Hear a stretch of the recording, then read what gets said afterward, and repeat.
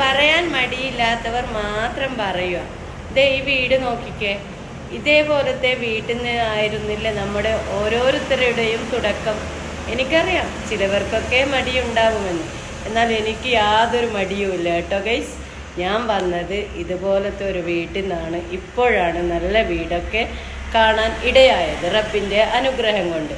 അപ്പം എന്താ പറയുക, ഇതുപോലത്തെ കൗണ്ടർ ടോപ്പെല്ലാം ഇങ്ങനെ വലിയ പൊക്കത്തിലായിരുന്നു. അപ്പം എൻ്റെ ഉപ്പ മരിച്ച് നമ്മൾ കുഞ്ഞു ഉണ്ടാകുമ്പോൾ അന്ന് ഉപ്പ മരിച്ചത്.